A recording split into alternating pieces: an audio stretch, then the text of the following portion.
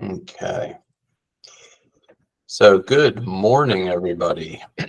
Welcome to the Mitigation Working Group of the Maryland Commission on Climate Change.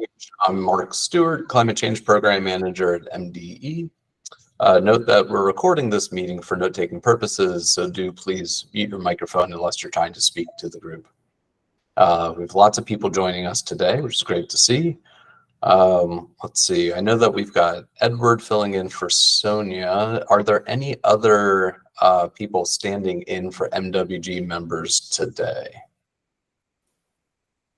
Mark, this is Christine Kahn. I'm sitting in for Elliot Campbell for DNR. Great. Thanks so much for joining us, Christine. This is Gail Myers. I'm sitting in for Steve Darcy with PGSCD. Great. Thank you. This is Amanda Hinn. I'm sitting in for Ian Ullman. Great. Thanks, Amanda. This is Nicolette Tran from DHCD. I'm sitting in for myself. Oh, yeah. Hey, welcome back. Thanks. All righty. To everyone else, thank you for participating in today's meeting. We'll have time for public comments later on to give everyone here the opportunity to contribute to today's discussion. Let me hand it over to Mike Powell. I believe that Kim Coble, our other co-chair, will be joining us a little bit later. Go ahead, Mike. Yeah, just briefly, I wanted to reinforce something that was in the email with the agenda. We had a meeting of the executive committee to try to decide how we approach putting together our recommendations for this year. Just to recap, last year, we had really not set any deadlines or guidelines about submitting recommendations for the work group as a whole to consider and to pass on to the Climate Change Commission. And what happened is at the last minute, we received a plethora of recommendations all across the map, far more than the mitigation work group could or in fact had talked about. So we had a bunch of recommendations which this group never had a chance to look at. And they were all so late in the process, there really was no basis for discussion.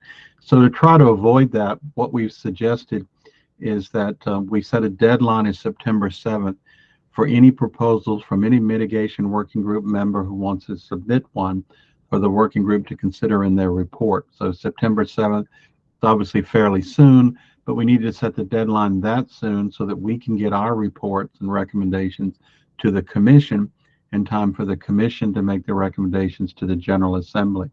We're also asking that recommendations be confined to 3 areas. You're not forbidden from submitting any other recommendations, but the mitigation working group may or may not have time to look at anything outside of those 3 areas.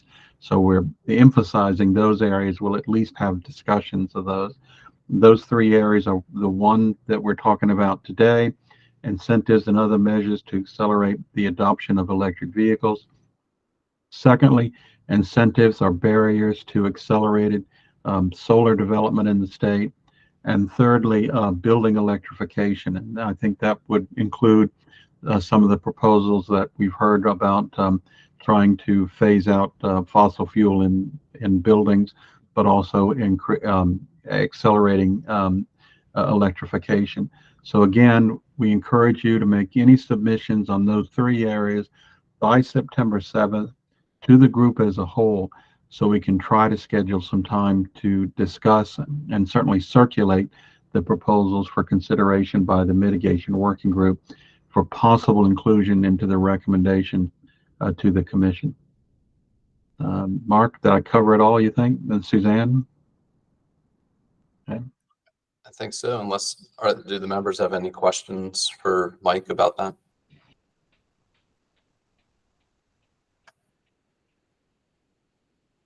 Okay. Thank you, Mike. Few updates from MDE. MDE is scheduled to present our regulation for building energy performance standards to the Air Quality Control Advisory Council on September 11th. The proposed BEPS regulation and fact sheet is posted online starting on page 7 of a packet that I can share with you in the chat. And we look forward to receiving stakeholder input on the proposed regulation. We've been receiving excellent feedback from the public during the Maryland's Climate Pathway listening sessions. This is, of course, the expansion of all the input that we received from the MWG over the last year, really, as our partners at the Center for Global Sustainability at the University of Maryland have shared with you all the results of their modeling to look at how Maryland can achieve its goal of reducing statewide emissions 60% by 2031. We have completed listening sessions at Bowie State, Hagerstown Community College, and Salisbury University. We have some upcoming listening sessions September 5th next week, online for elected officials. Everyone else is welcome to listen in on that one, but we're trying to take questions from elected officials only during that session. September 12th at Morgan State, September 19th at the College of Southern Maryland in Prince Frederick, and then a final virtual online listening session on September 26th. All of those dates are online, and I'd be happy to share our website with you if you need help finding those dates and locations.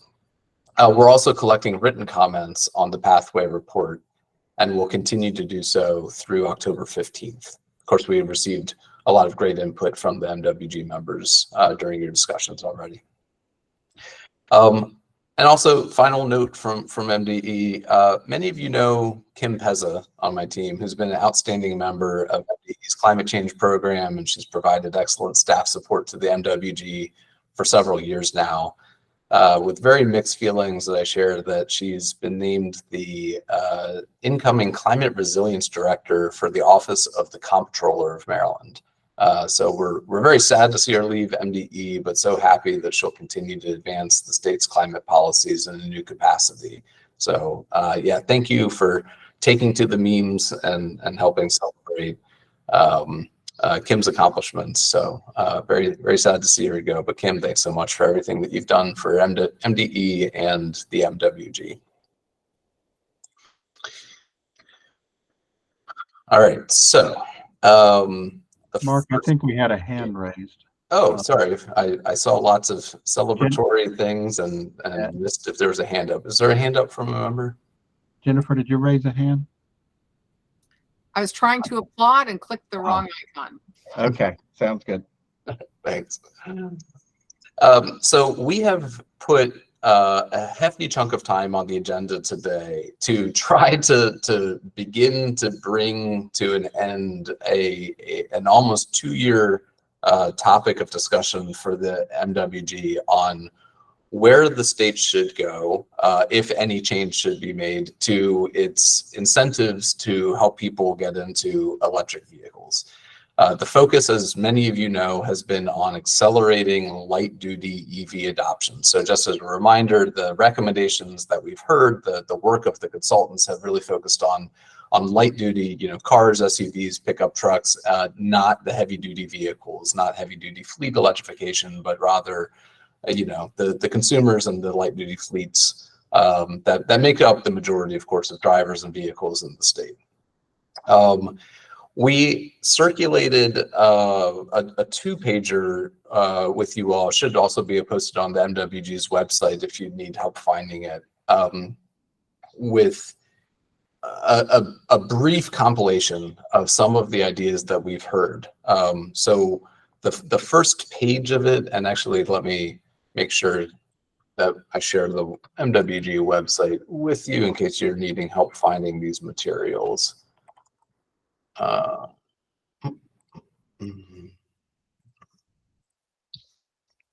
you go. So if you follow that link and scroll down to today's meeting date, you can find materials posted for today's discussion. And the EV incentives document is where we're probably going to spend a little bit more than an hour of today's meeting discussing. The first page includes 3 program design parameters that we heard from the energetics and VEIC consultants funded by the Nature Conservancy Again, mentioned this in email, but the MWG and MDE are very grateful to the Nature Conservancy for funding this multi-phase study to help consider, especially with a focus on equity considerations for EV adoption. So very, very brief summary of some of their findings and recommendations include the idea of creating a dealer engagement program, fleet electrification technical assistance program, low to moderate income, or as you all probably know and will certainly be referencing, I think, throughout today's meeting, as LMI EV incentives. And then we also added to this list several other things that have kind of come up in conversation before, or otherwise are what we're seeing happening in some other states, just for fodder and making sure that we're covering a lot of different bases.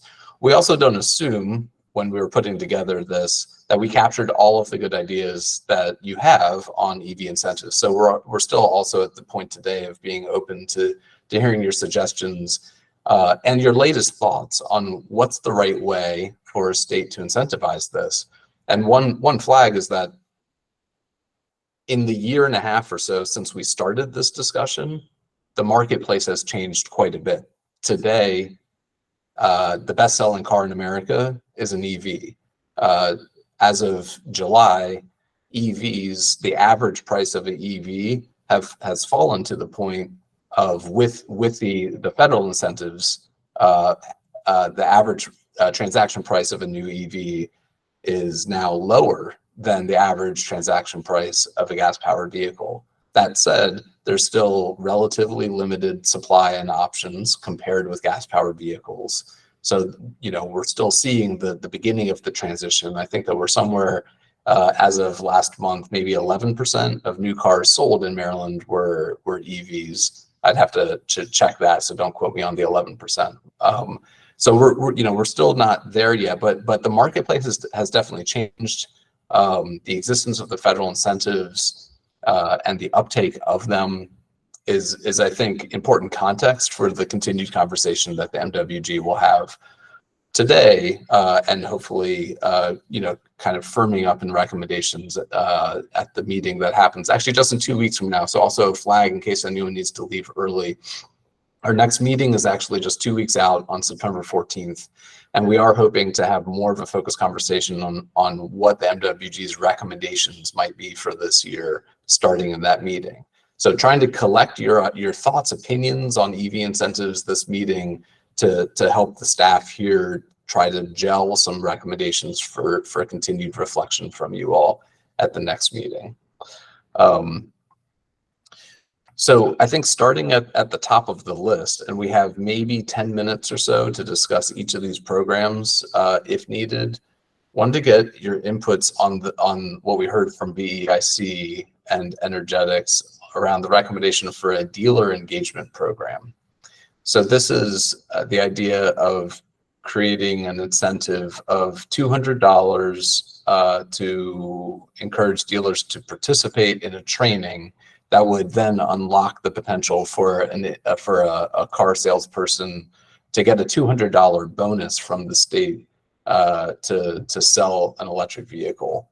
The other component of this is this electric readiness component for independent used car dealers. What we're seeing for the large car dealers, Ford and GM and others, they're really being told by their corporate entity that they need to install EV chargers to be able to sell the EV vehicles that are available through their manufacturers. So, the large ones are doing this largely already from what we understand.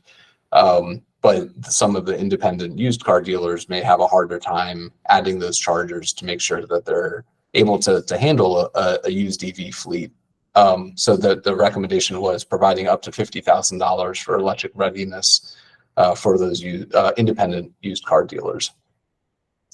The total price tag for this was estimated to be about $19.5 million with the EV readiness program. That would potentially be available on a first come, first served basis, but was estimated that budget should be able to last several years. So is there any discussion that you want to have on that concept first of the dealer engagement program. Also, see co-chair Kim Coble has joined us. Kim, thanks for joining us. And as you know, let me quickly pause because we just wrapped up a few minutes ago co-chair introductions. We heard from Mike. Kim, is there anything that you'd like to say at the top of the meeting before we get into discussion on the EV incentives? Thank you, Mark. I apologize for being late. Got hung up at a doctor's appointment. But anyway, I just want to thank everybody for being here. I think that this conversation is a really critical conversation because we're going to potentially see significant emissions reductions from this sector. And so I appreciate the thoughtful consideration that I know the whole commission will have on this. So thank you. Thanks, Kim. So let's see, first hand to go up was from Nicola. All right. For the dealership incentives for them to install chargers, I'm wondering if maybe it could be part of the agreement with the dealers to receive that incentive to make the charger somewhat publicly available, maybe for certain hours of the day or amounts of time. Oftentimes right now in more rural areas, dealership chargers are sometimes the only ones that are available, and it is oftentimes unclear if they're publicly available or not. They have different sort of hookups or requirements to use them. Some of them let the public use it at night. Some of them let them use it during the day. Some of them do not let them use it. But I think that could be a potential way to expand a charging network for those more remote areas by tying some sort of, at least a percentage of time that the charger could be publicly available in order to receive that incentive could be a way to expand that network. Great, thank you. Bob Wright. Yes, I'm in general agreement with most of the items in there, except that I don't favor the $200 per EV awarded to the salesperson. I know we like or would want that because it promotes EVs, but I'm looking at it from the point of view of the customer. I would sort of like the salesperson to be not compelled to choose one vehicle over another in the interest of EVs versus what the best interest of the customer should be. So I guess, as I said, I support all the other recommendations in there, but not the $200 for the salesperson. Got it. So that would be then essentially a sort supporting. I support the training. There's training in there. I think, okay. Okay, the training for all the salespeople and then the EV readiness program. Okay, got it. Thanks, Bob. Lewis. Hi, Mark. I'm just curious. I know that the contractor reached out to the Maryland Automobile Dealers Association. I'm just curious if any feedback was received from them as to these recommendations. I know one is specific to used car dealers, but certainly the salesperson components and some of the others are applicable, really, it looks like, to all dealers. So just curious if we got any feedback from them. Yeah, and we're grateful to be joined by at least one of the consultants. I see Russ is with us. Russ, are you able to address the engagement that your team did with the dealers on this? Sure. We had one discussion with the Maryland, Dealer Association to get initial feedback, and they were in support of this. We were not able to get follow-up post that initial, early in the project talk with them to vet these, the final recommendations with them. Unfortunately, it was just coordination kind of thing. So one other thing, just while I have the floor, the idea of the some of the funding, the $200 going to the salesperson, is we've seen the issue being that, okay, maybe this is more historical now. People are more interested in EVs. It's quicker and easier to sell a conventional car. So salespeople see it as a quicker path to getting their commission in a sale, going EV or going internal combustion, excuse me. So the $200 essentially give an additional incentive for them to spend the time that it might take to go through discussing an EV with them instead of, as an alternate option, but not pushing them towards EV. So. Thank you for adding that. Mike Powell. Yeah, my reaction to this, there's really two proposals in here, right? And the $200, though I fully understand that there is a benefit, particularly in the short term, my guess is that that's a less important incentive than some of the others we're going to talk to. And the total price tag we're going to put on this is going to be so high that I probably would leave that out simply from a budget standpoint. But I would speak in favor of the $50,000 on readiness incentives. And I don't know that I think I probably would not make it conditional and make it public, but let me explain why. I just recently gave a talk to a bunch of convenience store owners, and we were talking about the cost of them adding chargers. And their estimate is, on average, a bank of 4 chargers is going to cost $500,000 to the average convenience store. That came from the people who go out and install these chargers for the convenience stores. So you can imagine the guy who sells used cars on the side of the road, a $500,000 investment in the property that he leases is not something he's likely to come up with. So I do think we need to give incentives to used cars dealers. If it's only going to be $50,000, I think putting additional conditions on it, like now you got to let the public come onto your used car lot, even when you're not selling used cars or have it hooked up yourself, I think might remove much of the incentive. There's going to be a big problem with those little guys installing the chargers they need to sell used electric vehicles. Okay, thanks, Mike. Amanda.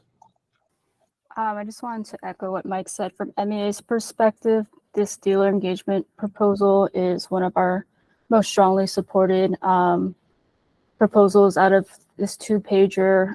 We haven't discussed internally on our team yet the specifics of which aspects of dealer engagement we support that's listed here on this page, but specifically we have identified that we strongly support the used car dealership engagement. We think that that is a good next step for the state in equitable EV adoption. Great, thank you, Amanda.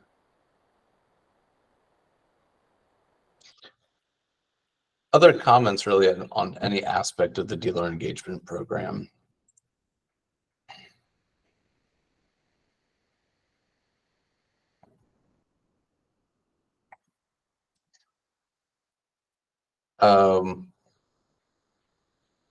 So just to help the staff here understand the membership's sort of feeling on the direct incentive to salespeople, I wonder, let's see, maybe we'll do a really quick hand raising activity. At this moment, if you are a member and you're supportive of the idea of the salesperson receiving $200 for the sale of an EV, please raise your hand. Oh, actually, sorry, if you could use the little raise hand feature. I see a couple of you using the camera to do it.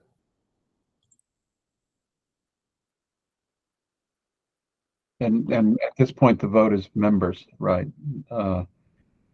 Not public. Yep. Just trying to gauge the membership here. See where this is not final votes on any recommendations. Just that this is going to be helpful for us to figure out what to reflect back to you for further discussion for the next meeting. All right. So I see 8 hands in favor of. Oh, sorry. Yeah. One more time, and keep these hands up for a second here. So we've got 8 hands in favor of the idea of offering a $200 incentive to the salesperson who sells an EV, for a limited time, fund limited here, but Feel free to add in any additional hands if you want to that. So we've got 8 in support, or 10 in support. Okay. Thanks, that's helpful. Alrighty. So I'm not hearing any interest in, oh, actually, feel free to lower those hands and then let me know. Is there any additional conversation that you'd want to have on the dealer engagement program before we turn to fleet electrification technical assistance? Well, are you, the 50,000 on the readiness incentives, have you voted on that? No, I mean, I've heard general support. I don't know if did I hear any opposition to the idea of the up to 50,000 for readiness? Gotcha. I'm not hearing opposition. So for now, we would keep that in the discussion draft recommendation here.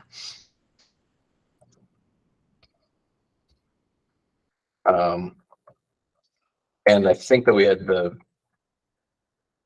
actually we'll have to do a count of how many people we have present, but I think that we're right now kind of leaning in favor for at least the next draft of keeping the $200 incentive in for the salespeople. Okay, so fleet electrification technical assistance. The idea here that this transition is actually fairly complicated for small fleets. You know, a lot of the larger fleets are making the transition. They've got the people available to map this out, but it can be a difficult transition to map out for smaller commercial fleets. So this would provide up to a $20,000 grant per fleet for relatively small fleets. Those would be fleets of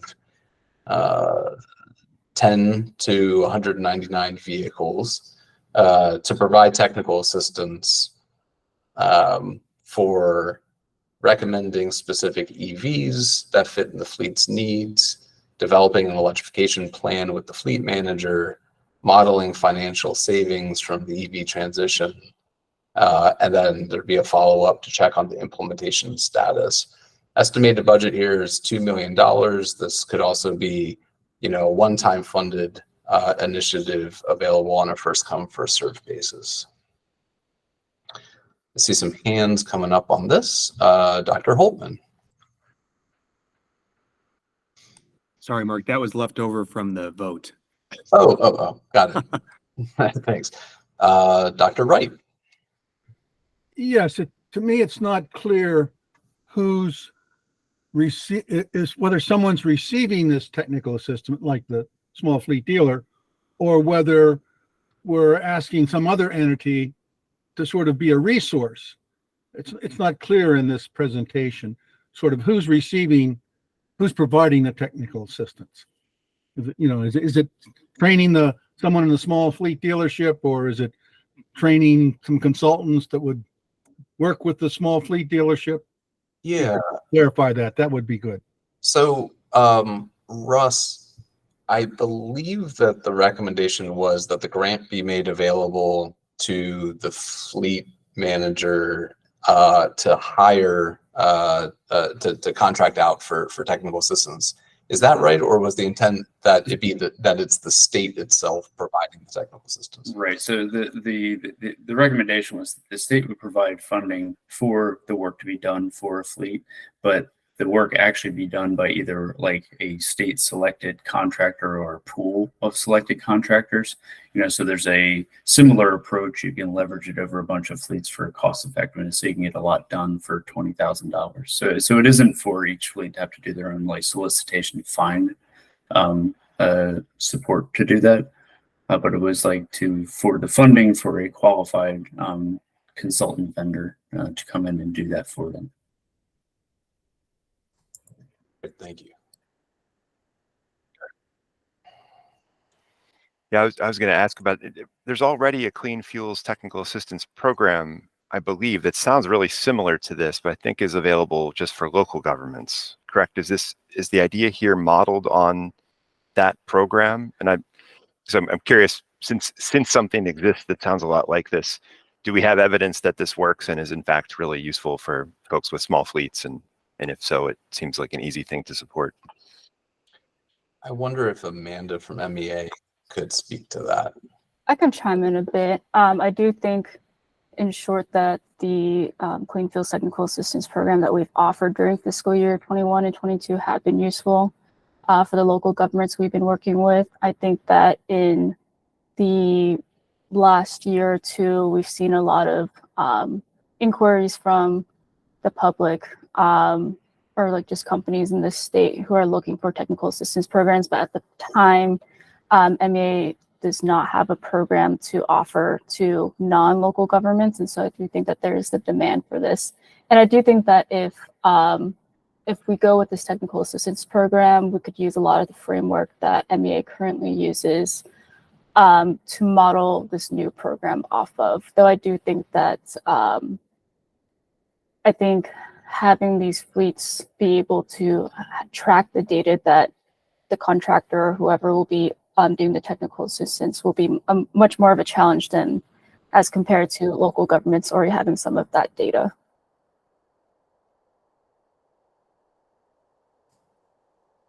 Thank you. Mike, go ahead.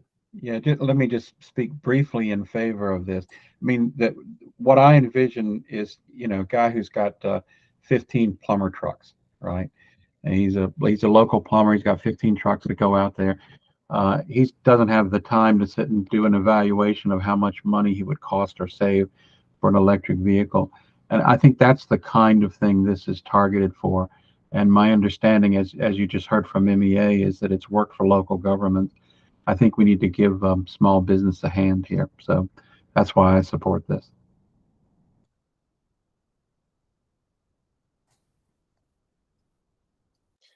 Thanks. And that's, of course, making me think of a programmatic element where making this accessible to that very busy,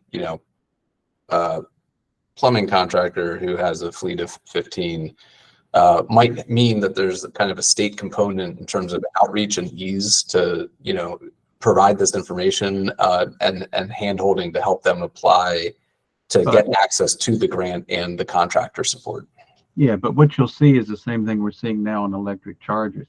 There are guys who set up as consultants on this, and then they go and advertise themselves. Hey, I can do this for you for free because the state will give me a grant. You just got to apply.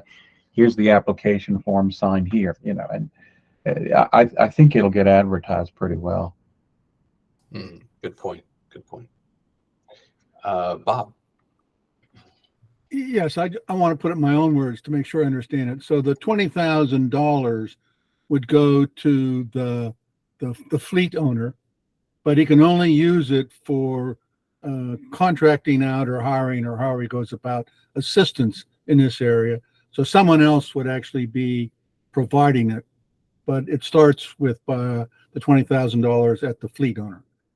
Is that the correct interpretation of what's intended? I think so, though it also seems that based on Mike's example, it could be that essentially the grant is going to that fleet owner, but really secured by and administered by, handled by a contractor, which, I think that would make it easier for the technical service provider to be able to reach out to folks and say, hey, I can get a grant to help you with this. But I think that the entity receiving it is still the fleet owner technically. Yeah, think of it. I'll just give you one more example. When I had solar panels on my roof, right, I got incentives for putting those on there. I didn't have to fill out the forms. The guy installing solar panels filled out all the forms to get me the money, and then I just signed them, and that's part of the deal. I think that's what you'll see here. I have a quick question. Has the group previously discussed the reasoning for this technical assistance program being first come, first serve as opposed to competitive? And I don't want to misrepresent, I think that for sake of clarity, suggested that these be first come, first serve. That wasn't specifically called out from the consultant's recommendations, where I think that there was the idea of splitting these costs between different fiscal years. But one of the concerns that I had about, if we chunk this into fiscal years, what we've seen with other programs that are funded that way is that, there's kind of a run on the money runs out, then people are frustrated that they didn't get the money. So if some of these could be allocated in a single fiscal year, but that pot of money could be spent down over time, then we could prevent the state running out of money within a fiscal year and having people be frustrated that their project didn't get funded. But that doesn't necessarily mean that it has to be first come, first serve. So I think that's a good flag for really any of these that say first come, first serve. It doesn't have to be structured that way. Yeah. Sorry, the programs that we found included in the lit review, I don't think that, I think they were all set up as first come, first serve, but I think it was because there was not this big groundswell of interest. They were just trying to get people through the program. But it's a good point, to have some sort of, competitive thing in there just to make sure funds are best used. Yeah, and I'll just add that I think an approach like this, where if we're not convinced it will necessarily, there will be a run on the funds available, a first come, first serve might be fine.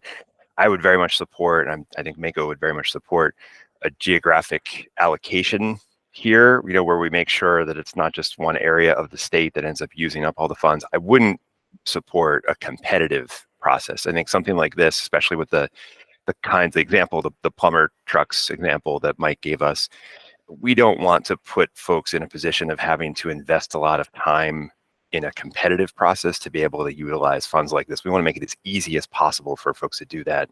Reserving a certain amount of capacity for folks in different geographic regions of the state, I think makes a lot of sense, though.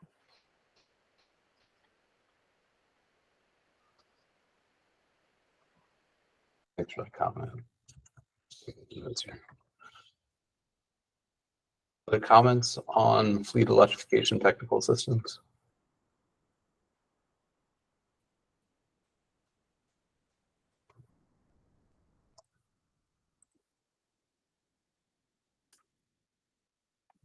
Can we get a little bit more? Yeah, go ahead, Jennifer. So I spoke with Tom Hucker over at the Department of Energy federally, and he said there's $5 to $6 billion that we could apply for in loans to help with electrification of vehicles and other things. And that unlike other states who've already applied, that we have not applied and have not shown any interest as a state. So is that an opportunity for us to fund this? Can I clarify that? I've also spoken to Tom, and what they're offering is loan guarantees. So the process there would be that an entity, be it state or private, would go and get a private loan. That private loan, if it met a DoD standard for efficiency or renewable, you apply to DoD, you pay DoD a percentage. And then DoD guarantees that loan. So then you go back to your private lender, and that private lender then reduces your interest level. This is a really important fiscal tool that is used in a lot of housing financing. It's legitimate, it's real, but I want to be very clear, we're not leaving $1 billion on the table, and that it does require prior engagement and development of loan products in the private sector before you can apply for that money. So it is a loan guarantee. It is not a loan. Couldn't we, though, apply for our entire school bus fleet for the entire state? It presumes that you know how you're funding that and that you're not funding it with public money. It is always cheaper to use public money or public loan than it is to pay for the loan guarantee. Our public loans have a lower interest than going to a private entity, paying DoD, and then having them guarantee that loan and going back to the private entity. So this is a legitimate fiscal tool. It should be considered as part of the whole strategy.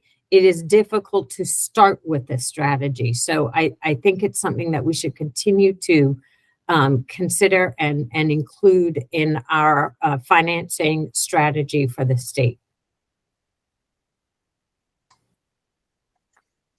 Thanks for that.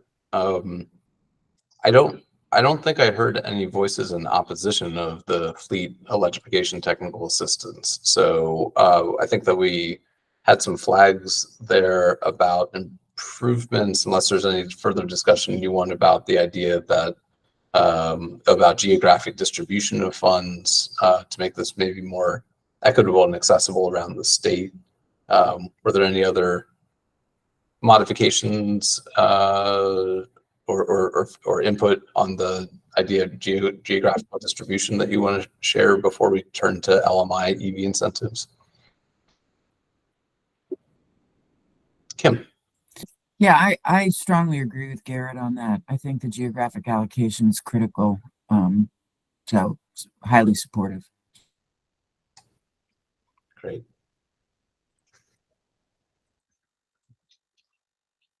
Okay. All right, so we'll certainly keep that one on your list of potential recommendations. The low to moderate income EV incentives. So this would be an incentive applied at the point of sale, not afterward as a form of tax rebate. Significant incentives for people living at or below 80% and 60% area median income. AMI is of course a measure that we often use here in government to sort of allocate funds based on income class. The proposal is, and this came from I think VEIC's work through the TNC funded project. For a new vehicle purchase, providing a $7,000 rebate for those who live at or below 80% of area median income, and a $3,000 rebate for a used EV. And that steps up for those who live at even a lower income level, at or below 60% of area median income, to $11,500 for a new EV and $6,000 for a used EV. These incentive amounts were designed to reduce the individual's transportation costs to 10% of their annual income, which I believe was considered to be kind of the maximum a household should be spending on transportation costs. Designed to be stacked with federal incentives, the estimated budget for this program is $625 million over multiple years. And I see some hands up, so why don't we go to questions and comments? Let's see. Bob, go ahead. Yes, it's not clear to me who's going to be administering this, because there are a lot of checks in terms of the income and other areas and over time. So if someone could elucidate a little more on how this would occur, and is the emphasis on the buyer doing this, or is the emphasis on the seller doing this? Okay, now those are all things that are not clear to me when I look at the overall proposal. Good question. I don't remember if the consultants got to that level of detail in terms of program design. Russ, I'm not sure that we have Dylan or VEIC with us, but Russ, is there anything on that you'd want to speak to? I think that we covered it. I don't have it top of mind, so I can review the report on that recommendation. But I think in general it was meant to be operated by the state, but have a way to verify income at the dealership level. So it was a quick process. I just interrupt. If the state's doing it, that means there's some person somewhere who is supported by a budget. Maybe it's not a full-time job.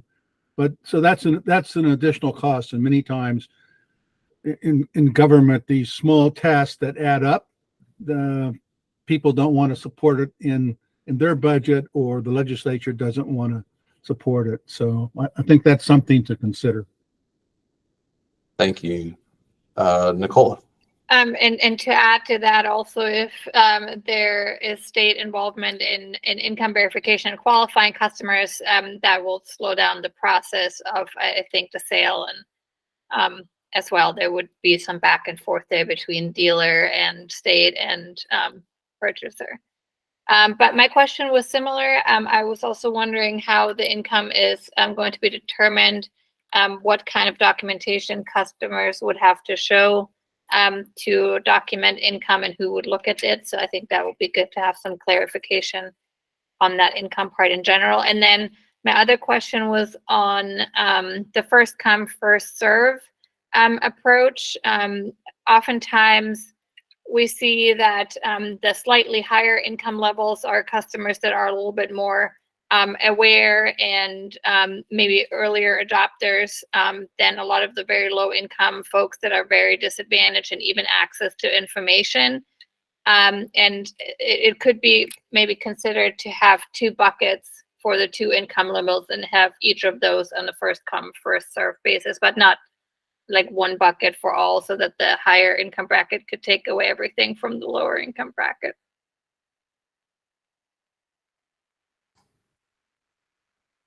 Thank you. Garrett.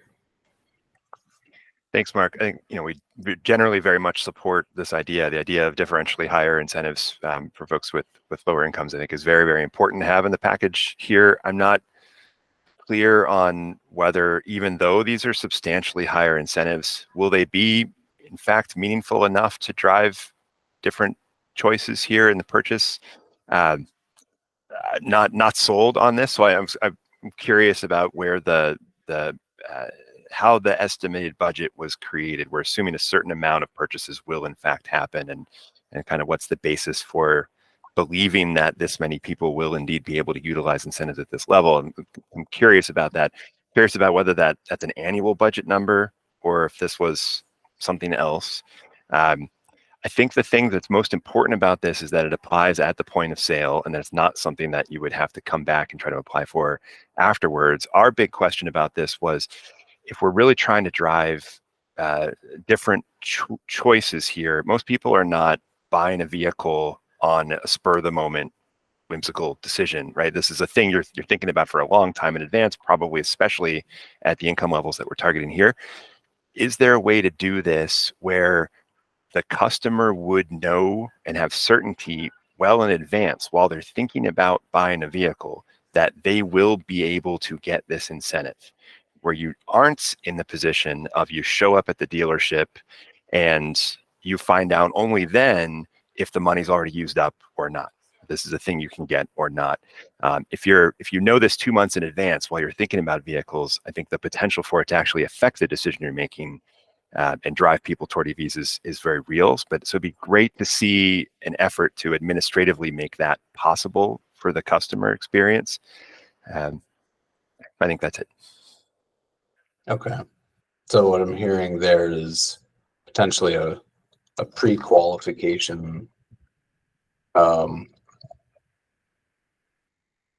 that you can reserve your spot.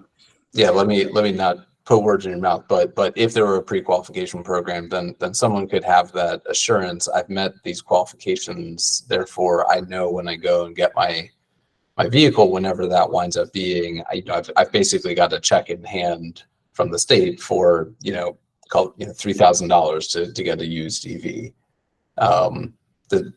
Okay, so I can add that to the concept here. Let's see, several other hands up. Amanda's next, I think. I think Garrett brings up a good point. I think that for our EVSE rebate program, that's not specifically LMI focused as of now. We do have this issue come up where the public is frustrated about sort of factoring in our rebate into the purchase of their EVSE, and then because our program has been so popular and funds have been depleting early, there's that frustration where that then affects, how they calculated sort of the purchase of this type of equipment. The other point I want to bring up is that overall MAA does support this LMI EV incentive. We think that a focus on LMI and multifamily incentives and sort of the intersection will be really important as the next step. I don't know if if all the work group members are aware, but as a result of the last legislative session, MEA has been tasked with conducting a multifamily EV SE study, and part of that study that is due December 1st to General Assembly, we're incorporating an equity analysis, which I think ties into sort of the LMI EVSE aspect, which I know is not explicitly on this 2-pager, but we think that that goes hand in hand, obviously, with the EV incentive.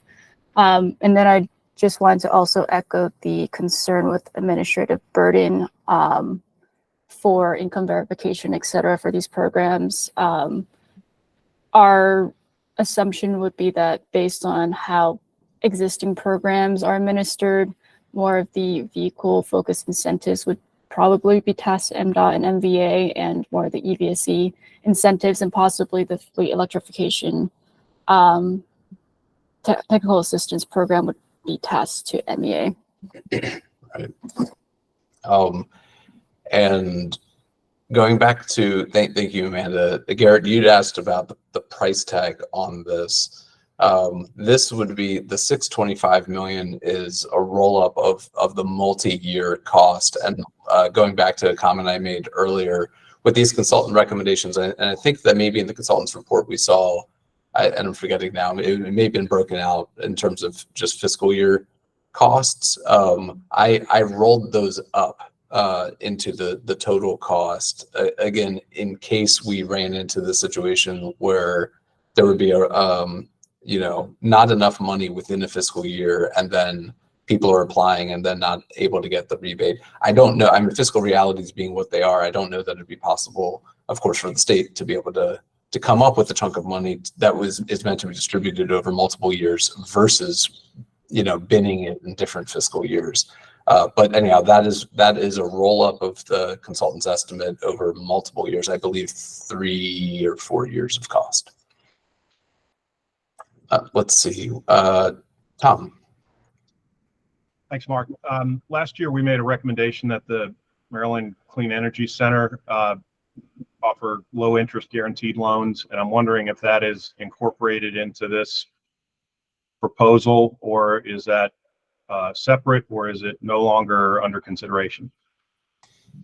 Yeah, that is, that lives on its own as a Climate Commission recommendation, which is why we didn't pull it back into this list for further, discussion.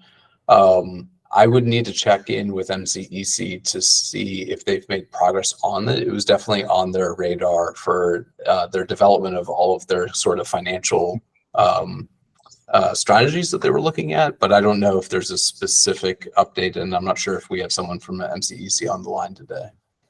So I'll wait and see if anybody answers. It doesn't sound like we do, but so just to be clear, this doesn't include debt or financing assistance in this budget number. It's just the grant. Is that right? And Russ, correct me if I'm wrong, but I believe the proposal here was that these are grant funds. I don't remember that this was meant to be structured as a loan. That's right. Right. This is essentially stacking additional state funds on top of federal funds. Mark and Russ, correct me if I'm wrong. My memory is that 625 million was over 4 years, not annual, right? Yes. Okay. Yep. You might want to clarify that. I mean, it's still a huge number. I'm not, but 625 over 4 years is different than 625 per year. Right. And on the topic of like the state staff involvement, at least this proposed income verification process was through self-certification and enforcement through spot checking, I guess, which has been done in other states, which reduces the burden. I know there was talk of like people in these situations already have state benefits. So I don't know if that would be included in that self-certification when they make the purchase at the dealership.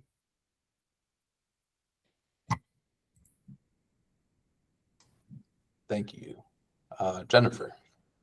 Yes, I'm concerned that last year, from what I understand, there was a proposal for $5 to $6 million to go into communications around the different strategies on the climate issues, and that the legislature did not approve that or put that in. And so with programs like this, can we go again for a very strong recommendation of a robust and holistic communications program around all of the incentives and behavioral changes, like even people changing what they eat, so that there is a holistic communications program with cultural competence for people from low and moderate incomes?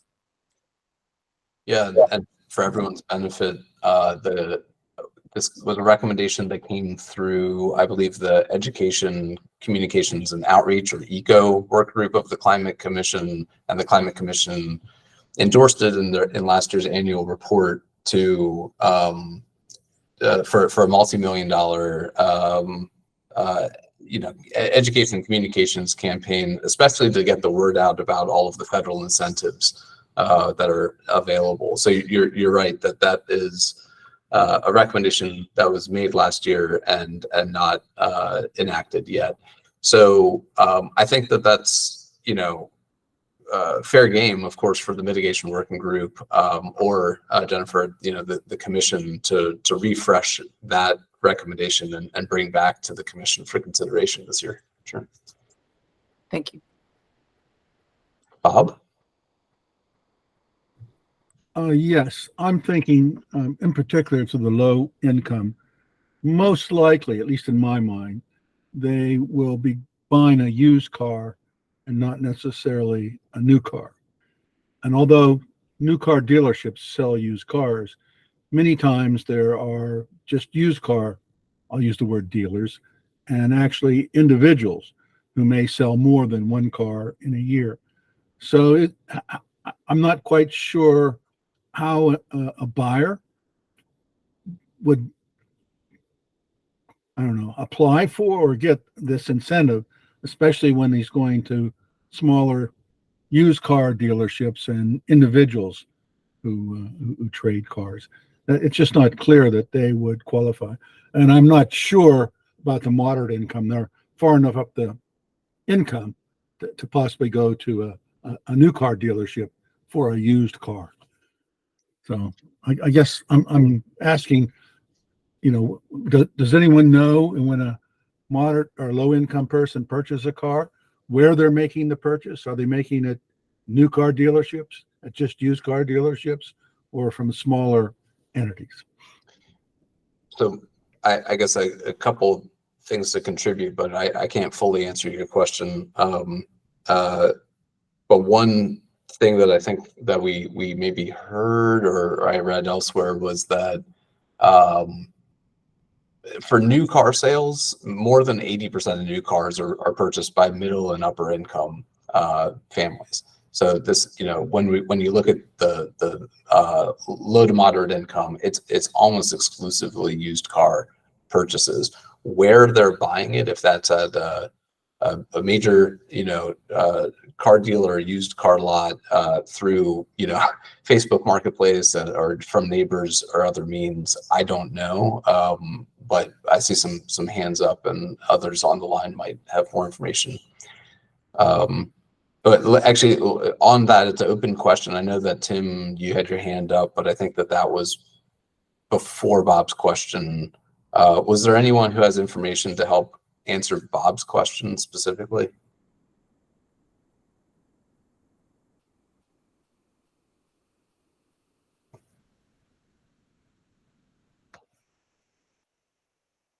Okay, we might not have enough knowledge here in our group to know exactly the purchasing habits there. It's a good question. Right. The one comment is the recommendation was for this program to be only operated through an actual dealer, so not like person-to-person sales. So if somebody is selling on Facebook Marketplace, but they're actually a dealer, then that's fine because they're registered as a business, but not like person-to-person individual sales.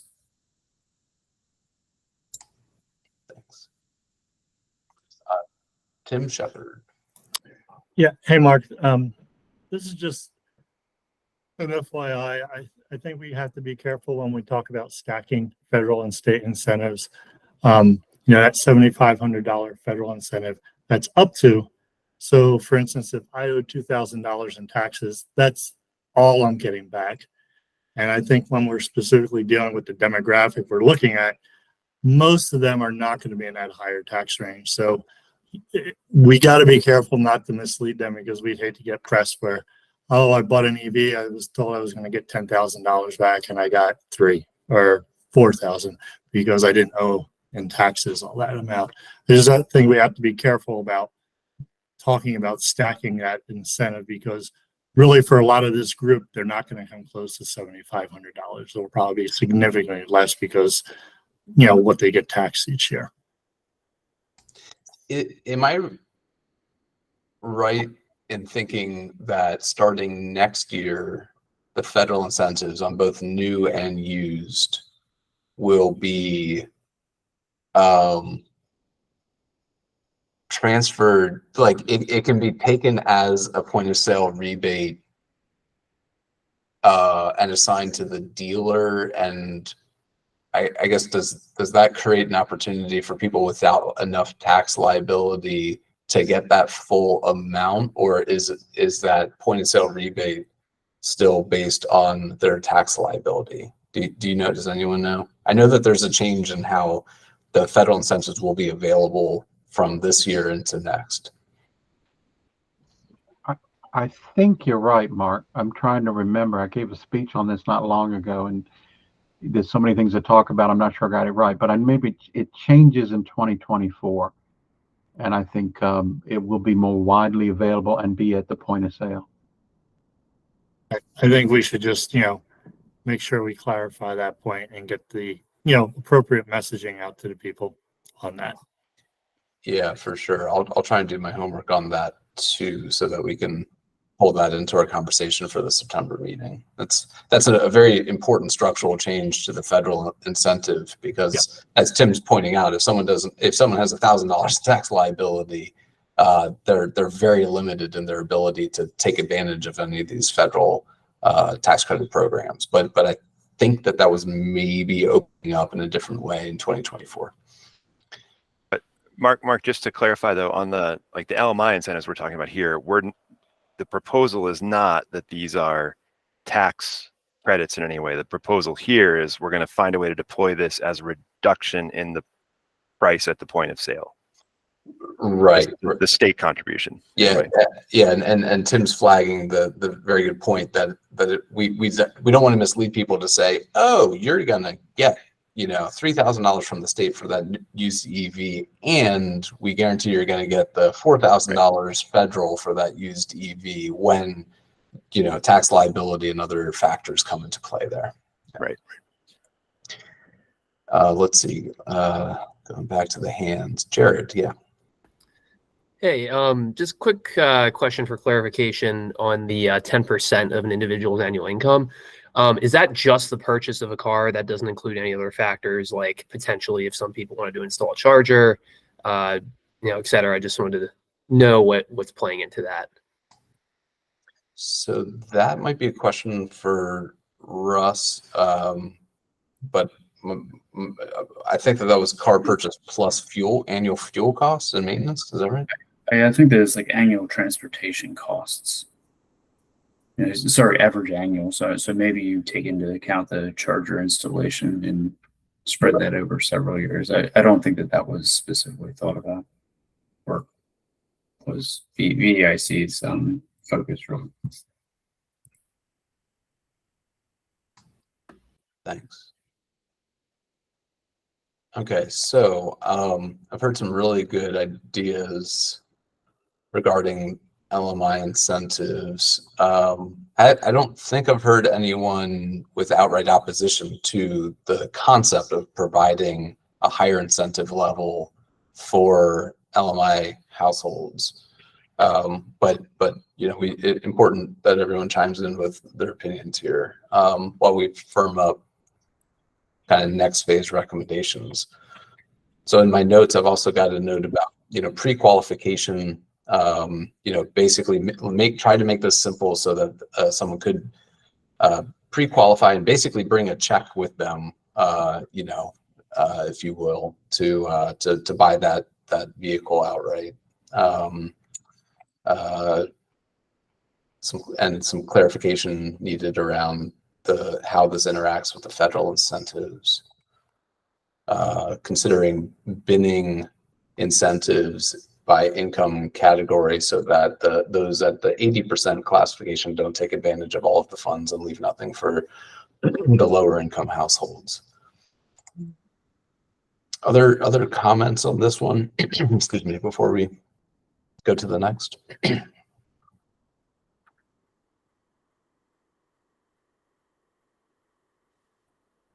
Mark, it's John Fiastra. I don't know if it's appropriate to ask a question now or if I should be holding off till public comment. We have a number of recommendations to go through, so if we can hold off, I'm trying to catch up with things in the chat too. So, all right, my question is in the chat, so as long as it's noted, that's fine. Thank you. Great, thank you. Great. All right, so then the next thing on the list. This didn't get as much discussion, but just flagging, we've seen Delaware, maybe Colorado, some other states have modified their incentive programs to more, it seems, stack for what I call the easy math additionality on the federal incentive. So the idea here is providing, in addition to the upwards of $7,500 federal tax credit that a state, again, like Delaware, is now providing $2,500 of state incentive to bring the total to a nice round number of $10,000. At least this is how I'm interpreting these states that are designing the programs this way. And then for the used, where the federal incentive provides up to $4,000 for a used EV, the state is then providing $1,000 to bring that to a total of a $5,000 rebate. This is basically stacking on top of and using the exact same income and vehicle qualifications as the federal incentive. So essentially, if a person qualifies for the federal incentive, then they also qualify for the state incentive. So for the new EVs, that means that you could have an income, and this pushes into the upper income, right? This is in some cases edges over what we consider to be a middle income limit in Maryland. $300,000 for married couples filing jointly, $225,000 for heads of households, $150,000 for all other filers. And then for the used EV income limits, you've got $150,000 for married filing jointly or surviving spouse, $112,500 for heads of household, and $75,000 for all other filers. So there's also, I guess a note as we open conversation on this idea of really opening up incentives beyond what we just talked about for low to moderate income. This is more of a middle income program that we're talking about here. Some states like California are also pulling back their incentives in these areas and focusing only on LMI incentives because of the uptake in EV sales and because of the downward price trajectory on EVs. And the existence of the federal incentives. So I guess throwing that out also just as context as you consider, incentives that would be open to middle and the lower the lower end of the higher income brackets in Maryland.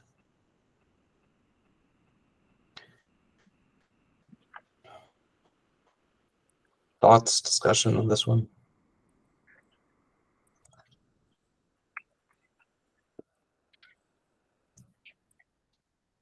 Nicole?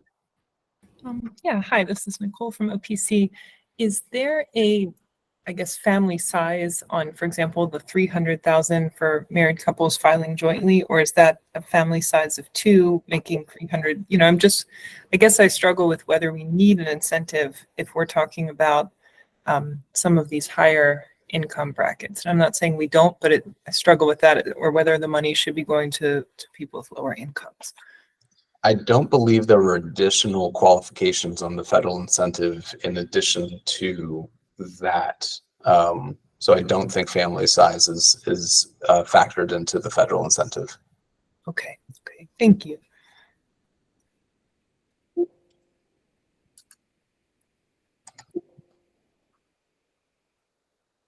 Yeah, Lewis.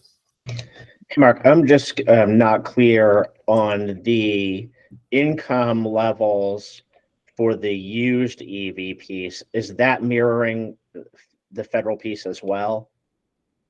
Yes, everything listed here in terms of income and price limitations on vehicles is a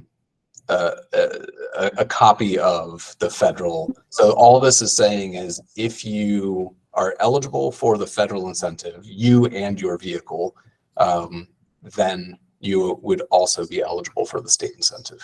Thank you. Thank you. Yeah, Mike. Yeah, I just mentioned that one of the reasons we discussed doing this is because of the administration issues, right? Anytime we put qualifications on incentives, somebody's got to be hired to check them. Somebody's got to be hired to enforce them. To some extent, if we are piggybacking on the federal incentives, then we've got an already existing mechanism for assuring that people qualify, that their adjusted gross income's right, that the vehicles are ones that qualify, that whatever rules the feds adopt for determining what the true cost of a vehicle is, because there's issues about what's the base cost. Do you include costs of options that are added? What if they're dealer added options rather than options that, there's a lot of complexity that's simplified when you use the same rules as the feds. Yeah, and actually on that, let me see the attendance list here if Sandy's been able to join. So we do have an update for you all on the status of the existing state EV incentive program. So you might know that as of FY24, July 1st of this year, Marylanders who were purchasing a new EV that has a base price of $50,000 or less, there's no income qualifications on this program, right? It's open to everyone. That they could receive up to $3,000 back from the state on that new EV purchase. So the update that we have from MVA on that is that they have so far refunded 128 applications, and they have received a total of 276. So about half have already been refunded of the 276 that they've received. On that trajectory, that's round math here, call that 300 applications received over a 2-month period so far for the beginning of this fiscal year. On that trajectory, the $8.25 million that the General Assembly put into the $3,000 rebate, there would be enough funding available to offer those incentives throughout the year. Huge caveat here is that we don't know, of course, how the pace of applications will change, and there is a titling requirement that's for a vehicle that was titled after July 1st, I believe, which there might also be a lag. There might be people that are waiting to put in their application because they're waiting to receive their EV and title it. So, lots of caveats there. I don't want anyone to take that to the bank and say, hey, I can get my $3,000 state incentive this year. But that's the update. 276 applications received by MVA for that $3,000 incentive as of August 24th. All right, let's see. I've got a hands up from Garrett. You can go ahead. Yeah, I was going to ask. I support for all the reasons that Mike said. I think if we're going to do anything at all like this, I think it makes a lot of sense to just utilize the same criteria and structure that the feds are already using to qualify folks for that incentive, just to reduce that administrative burden. Anything that's sort of like this, but that would create another administrative process, it feels like it's probably not worth doing. I noticed that there wasn't a budget estimate for this one like we have for some of the other ones. So I was curious if we have any estimate of what would this ultimately cost us. It's hard to kind of compare this one with some of the other items on the 2-pager in this way, because I'm assuming that at the end of the day, there will be a prioritization exercise among these different ideas. And was similarly curious, is the proposal here that this would work as a tax credit, or is this a point of sale rebate? Like, I do think that it matters a little bit what we're talking about, how the funding would be conveyed. And again, kind of similar to the comments earlier, is this something where folks would know with certainty in advance as they're thinking about a purchase, or is this a thing you're lucky to get? You ultimately decide, you fall in love with that car, you buy that car, and then you find out, oh, good, look, I saved an additional $3,000 because it turns out the money wasn't used up already. Like those details will end up mattering. I don't know if they matter at this level for the recommendations we're making now. I think one of the things that we heard across the board is that point of sale rebates are preferred to tax credits that you received some months later. So yeah, that wasn't specified, but my assumption here is that the recommendation would be point of sale rebate. And again, I think in 2024 the federal incentive also can transition to a point of sale rebate. So there could be additional alignment there to make it even simpler at that point of sale. Do we have an estimate for how much this will cost? Yeah, sorry, that's right. You raised that question. We have not been able to estimate that. If we wanted to in part get some input from the MWG, if there was traction on this idea of stacking 2,500 new $1,000 used incentive on top of the federal, using those income qualifications, and then we could attempt to put some rough budget number to that.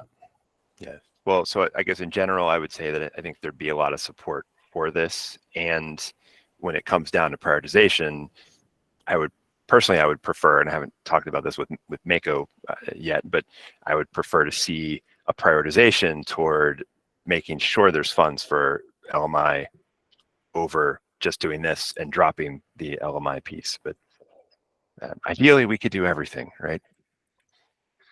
Right, and it's also for the MWG to decide as you head into your final recommendation season how much you want to put those fiscal constraints on your own recommendations versus propose what you think the world needs to look like and have the General Assembly consider the fiscal constraints. Let's see, Elizabeth. Yeah, thanks. Just a quick question. How do the incentives for the pickup trucks, for example, would those be eligible to small business owners, to Mike's Plumber, for example?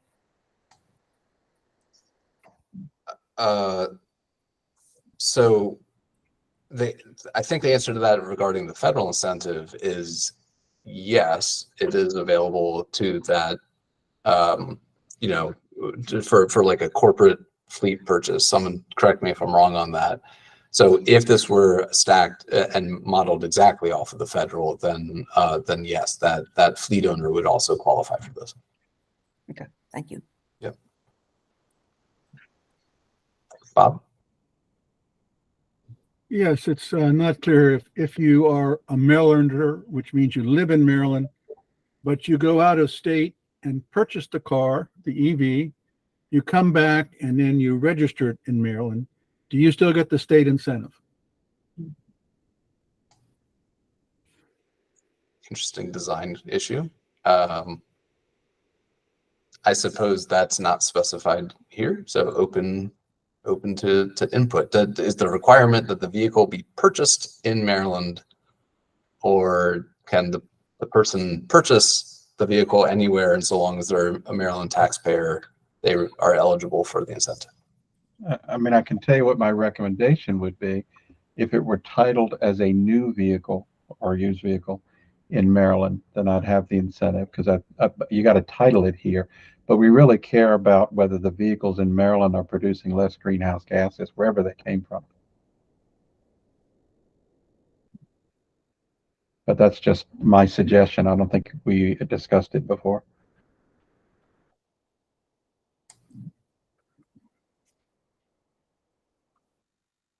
we also, as the MWG, don't always set the bar so high as to have to answer all of the program design questions, but nonetheless, it's a good flag. All right.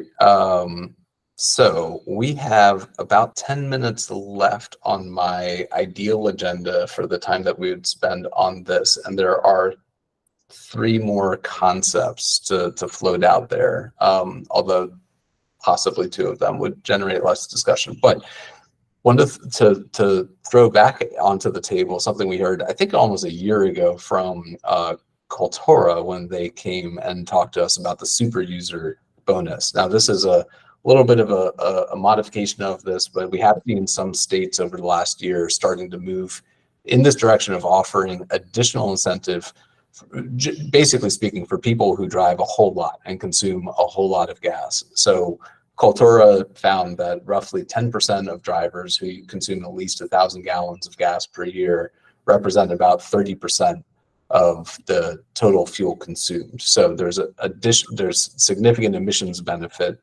to moving those super users toward EVs. So the idea here is, do you provide additional incentive then? Does the state provide additional incentive to help move those people into EVs? You can see some other proposed details here, but just wanted to throw. I think that this idea that we heard from Cultura received kind of mixed reactions when the MWG discussed it some months ago. But where are you all now on the idea of additional incentive for those who would use the most gas, and that would be confirmed basically by looking at their annual miles traveled and multiplying by the fuel efficiency of their vehicle, which is basically confirmed with the Carfax report. Yeah, Mike? I'll throw in, I think politically this is a tough one, because remember what it amounts to is if somebody's got a big gas guzzling Lincoln Navigator, they're more likely to qualify than if they've been driving a Prius. I mean, the concept of the mileage you can make an argument for, but it's not that I don't think it has some merit. I just think politically I can't imagine going down and telling people we want to give more to people who drive Lincoln Navigators than we do to Prius.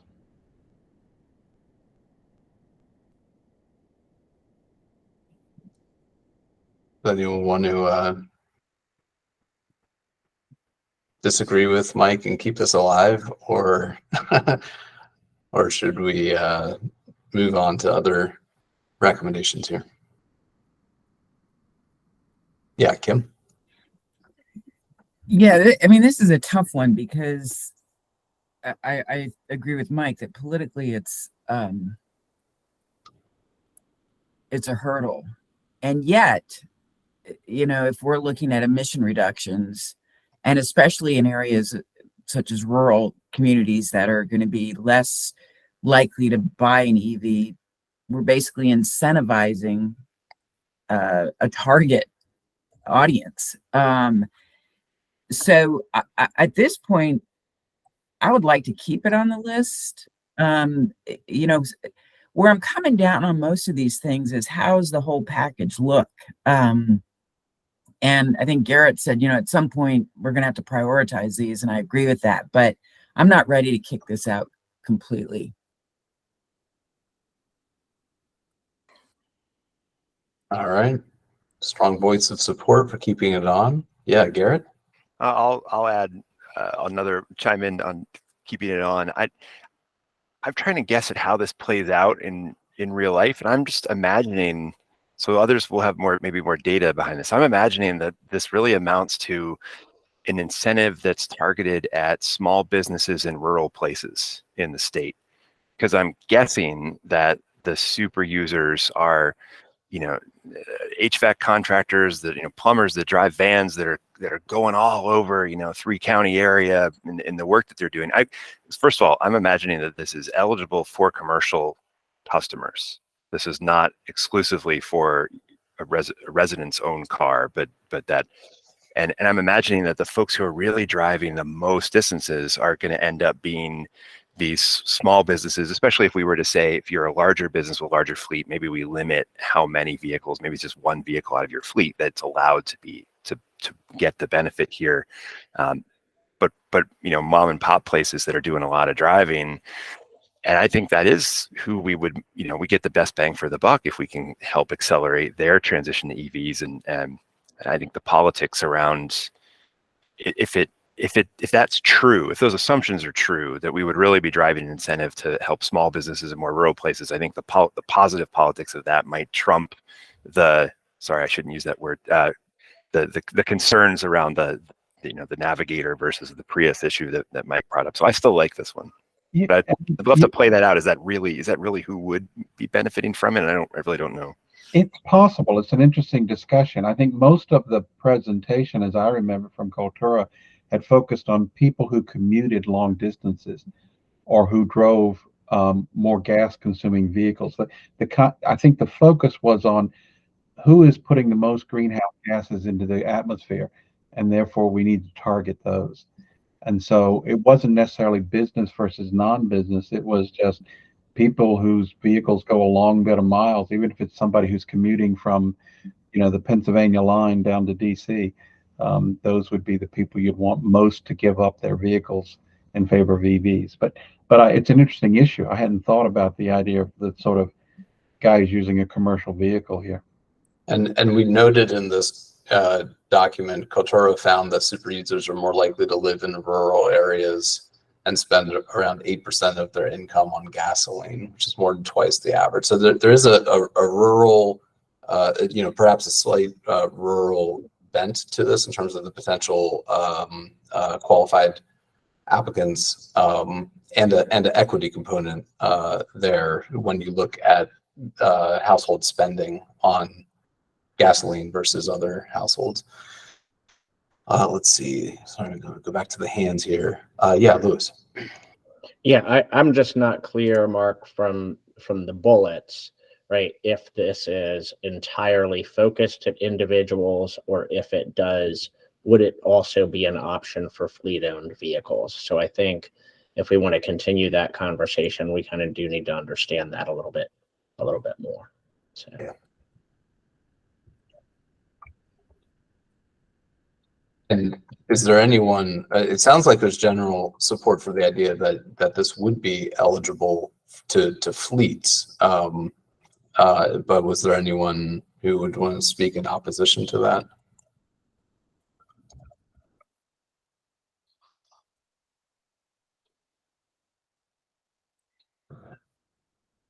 I will add for the next draft, eligible for individuals and fleets.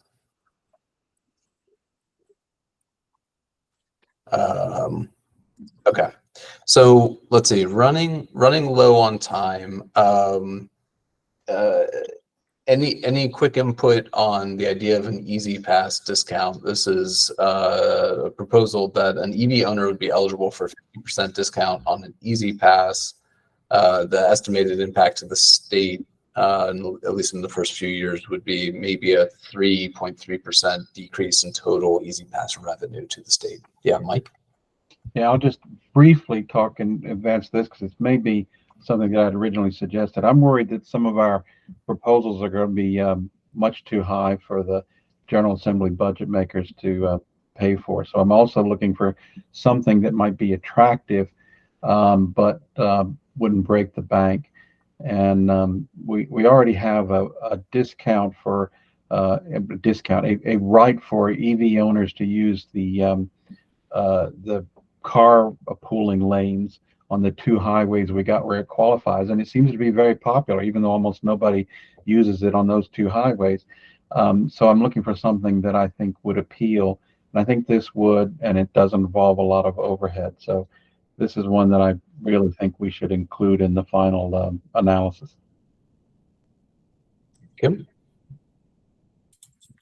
Boy, sorry, Mike. I guess it's our day to disagree. I would let it go. And because I don't think it's going to make or break somebody's decision about buying an EV, right? I mean, the idea is to incentivize the purchase of the EV. I don't think getting a discount on your Easy Pass is going to influence you one way or the other.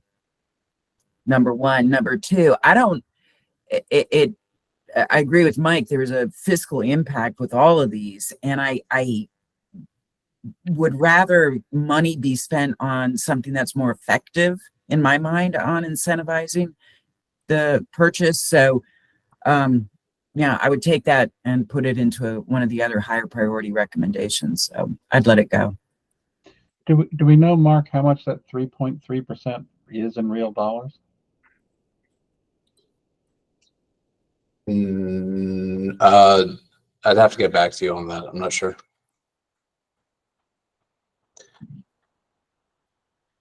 Lewis. Yeah, Mark, just two issues on this, and I'm not advocating for or against, but one, I think we have to be really clear that it's only on Maryland toll roads that it would apply, and that you would have to be a Maryland Easy Pass customer as opposed to an Easy Pass user from another state.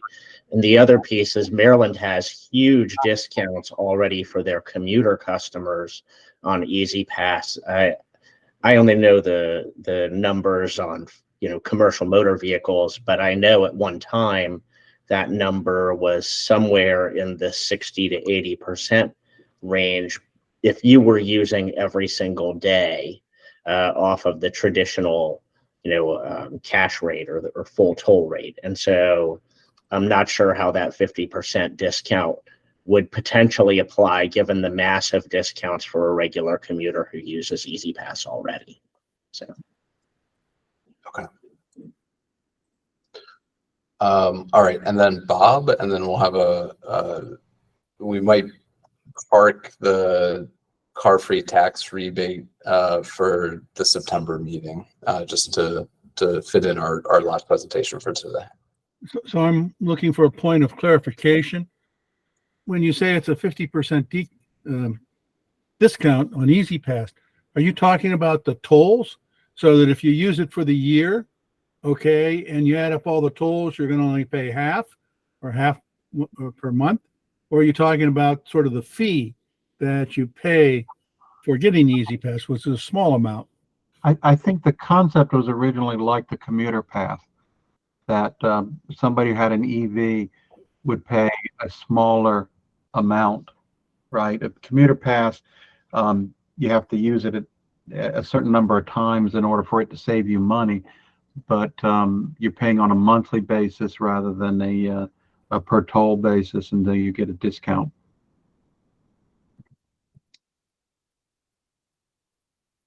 So I'm still a little confused. I understand what you said, but what is this applying to? It's meant to apply, I think, to the cost you would pay for tolls. So if you got a electric vehicle pass, just as if you had a commuter pass, your cost for the tolls would be less. Okay, thank you. And all right, last comment on this goes to Nicole. I would just say maybe this is also something that would go to fleets or could be used to further incentivize fleets, vehicles that are driving up and down, 95 multiple times a day, paying multiple tolls. I know there are plans for that too, though. But yeah, I do tend to think it might not be enough to change behavior into buying an EV. Great. Thank you. Okay, well, that input was all very helpful. I know my team is making note of the additional comments that were put in the chat, so thank you for all of that. Sorry I wasn't able to keep up with all of it myself. We will have reflect back of a revised discussion draft for you all on your meeting in 2 weeks, September 14th, which is where we hope to maybe start firming up some maybe votes on some of these pending some planning conversations with the co-chairs I need to have. Okay, so the last part of today's agenda before we get to public comment is a bit of a informational item, not necessarily teeing up for MWG recommendation. The Climate Commission in the past had recommended that MDE look at a thermal renewable program. Some states are calling it clean heat standard. So as you all know, we had our partners, consultants at the Regulatory Systems Project, or RAP, come to you some months ago to talk about the kickoff of the study that they were doing to look at how clean heat standards would work in Maryland. We've circulated with you all a 4-pager that they wrote that lays out some of the concepts, and they're here today to give a quick overview of that. And all this is really a primer for a full report that they are writing up that should be ready sometime in September, and we'd send that around for public comments from you all, from other stakeholders, as MDE continues to grapple with how a clean heat standard sort of interacts with all of our moving pieces on building decarbonization in the state. So with that, I think I saw that Nancy had joined. I'm not sure if others from the RAP team are here. So Nancy, do you want to jump in and take it away? Oh, Richard's here. Richard's here, and I can start. But I think you all are handling the slides. Right. So give me a minute there. I'll just start since time's limited. Hello, MWG. This is Richard Cowart. I'm a principal with the Regulatory Assistance Project, and I'm here today with my colleague Nancy Seidman, a senior advisor at RAP. And we're here with a quick update on our work with MDE on the clean heat standard. And I know you're already familiar with this. The top line message is that we believe a clean heat standard can be a leading policy driver in Maryland to reduce emissions and improve efficiency in the building sector.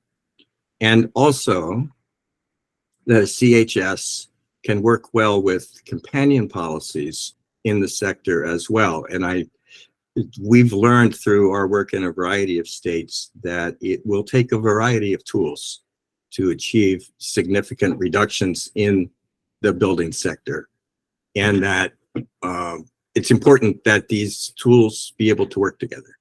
Clean heat standard, we believe, can do a good job of that. So a quick reprise: what is a clean heat standard? Can you go to the next slide? It's a performance standard that would require fossil fuel heat providers, such as gas utilities, fuel oil, propane companies, to deliver a gradually increasing percentage of low emission heating services to their customers. Why don't we go to the next slide? A clean heat standard resembles a renewable portfolio standard for the electric sector, and this group is, I'm sure, familiar with that. That requires electric utilities to provide increasing percentages of renewable power. Now, this chart looks a little busy, but the action line on it is pretty straightforward. A regulatory body sets the rules. Maryland can decide, and you see these little images here for an oil tank and a pipeline. Maryland can decide which fossil fuel providers should be subject to the clean heat standard.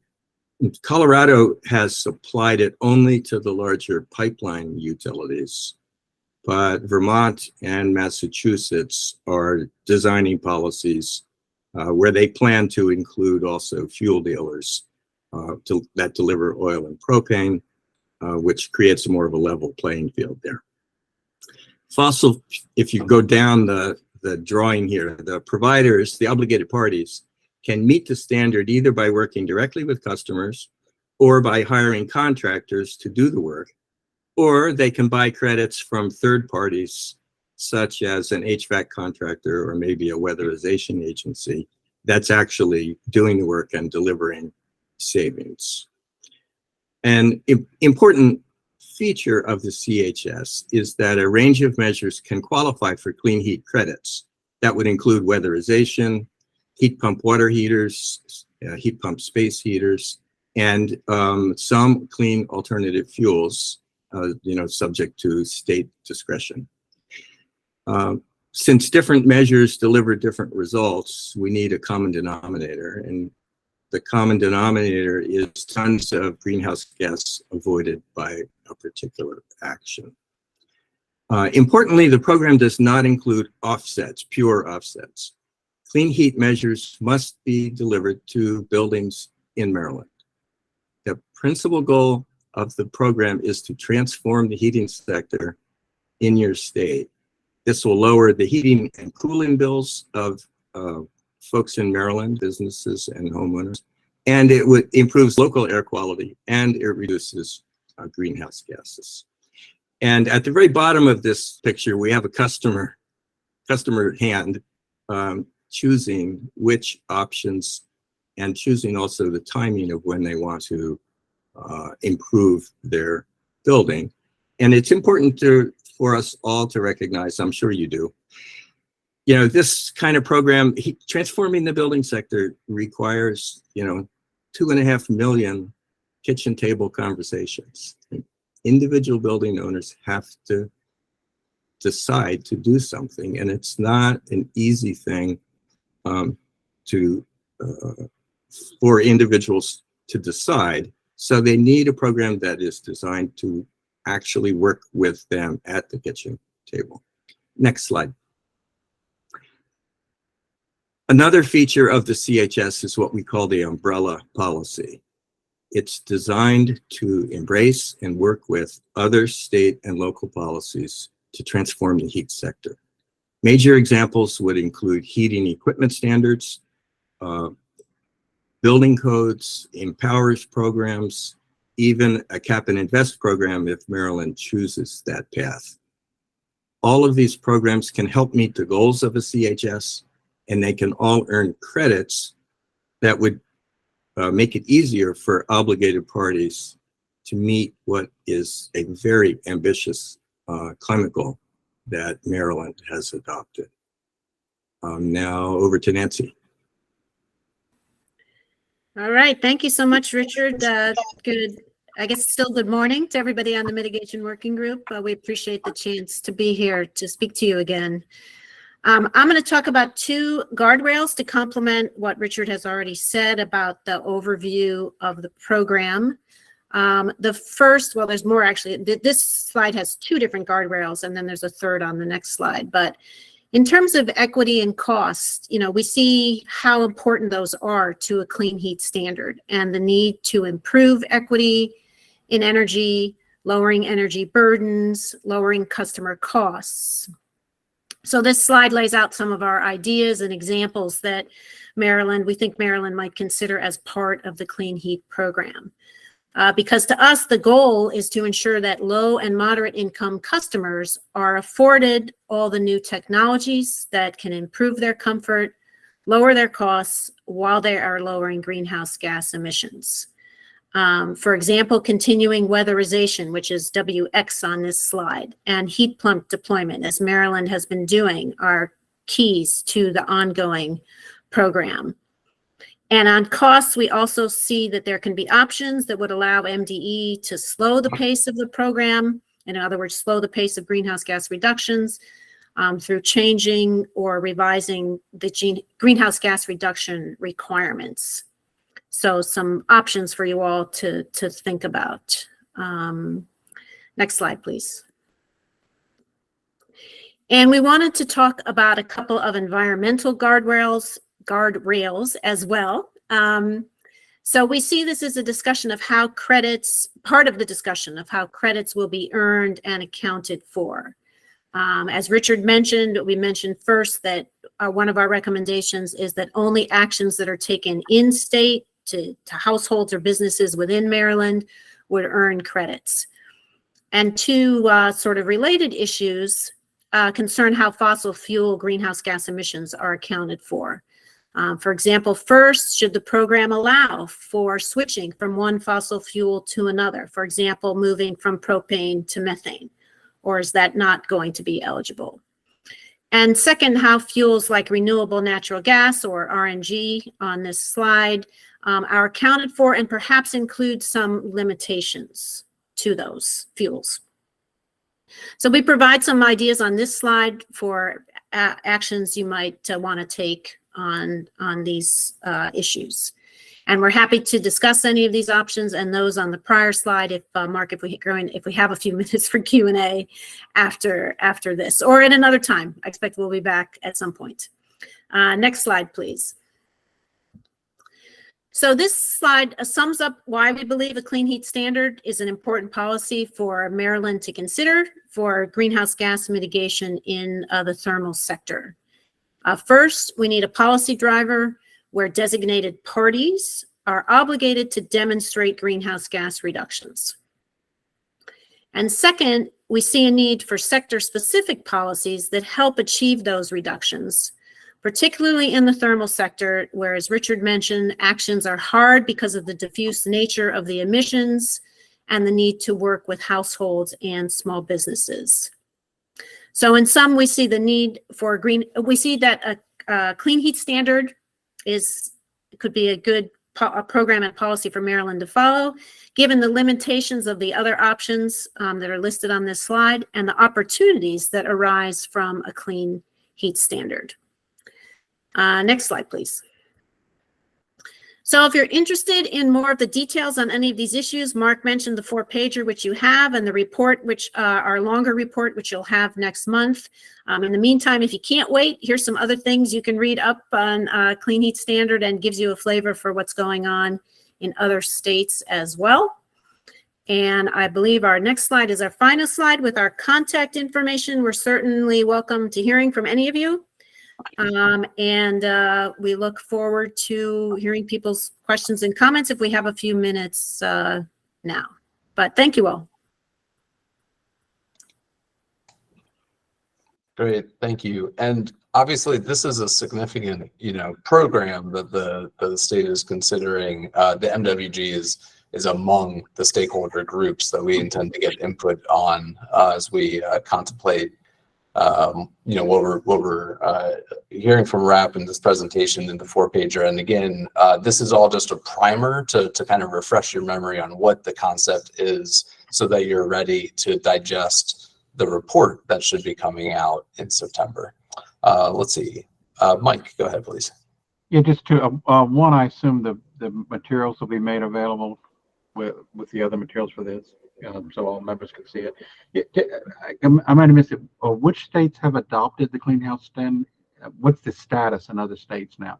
Who's adopted it? Who's considering it? Colorado has adopted a clean heat standard for pipeline utilities, and they're engaged in the rulemaking now. Vermont has adopted it legislatively, and rulemaking at the Public Utility Commission has just begun.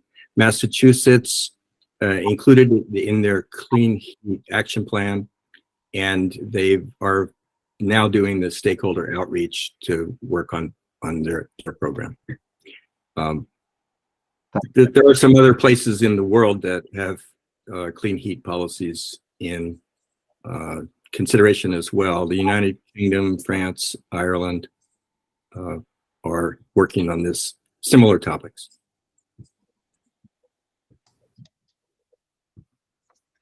Thanks. Let's see, Bob. Yeah, there are two things that I'm interested in. One is for Maryland, not other states, for Maryland, depending on which parts of this are introduced and approved, how much over time does it contribute to our overall goal gas of greenhouse gas reduction? So I understand sort of the mechanics, but I don't see the larger picture of how much is that going to contribute starting at some point to the end point, so we get an idea of maybe how important it's going to be. And the other thing that I don't see in it is a cost that you believe will be incurred by this change. Sometimes you say it'll be, I don't know, cheaper or better, but I'm still sort of, I won't say confused, but not aware of any cost savings. And then maybe the third point is some of these things Maryland may already be doing. So like addressing buildings in the standard And so when you go to propose the clean heat standard, could you take out what Maryland is already doing so that we could see this impact? So those are the three things that I come to my mind at the moment. Yeah, so there's some great questions in there, Bob, and we don't have the answers to all of those. And even if I were sitting on the answers, we wouldn't have maybe time left in the meeting to get into all of those good points. But one thing that we have seen from the pathway modeling, and remember, Maryland has the most ambitious near-term GHG reduction goal in the nation, and it is a challenging goal to hit. One of the policies that was modeled is a policy called zero emission heating equipment standards, which is really a requirement that in some years certain that almost every new heating system would need to be a zero emissions piece of equipment. That by itself does not decarbonize the building sector fast enough. So we're looking at the need to layer different policies to achieve the pace of decarbonization that may be needed to achieve Maryland's statutory requirements to reduce greenhouse gas emissions. So this is a sort of in the suite of policies that we're looking at as being important in this area. This is also a big topic to open up that RAP was right. I think when Nancy said that she expects that RAP will be back talking to the MWG, yes, absolutely. We're not going to have time today to get to all of the good questions and comments that you have on it, and the intent wasn't to open up all of those good questions and comments today, but instead to give you a quick primer refresh on what a clean heat standard is so that you're ready to look at the report in September, and then we would be inviting RAP back for a more thorough conversation about clean heat standards at a future date. I see several hands up. Let me ask questions. One question of everyone. I saw that Jeff Silva would like to make a public comment. Is there anyone else who would like to make a public comment today?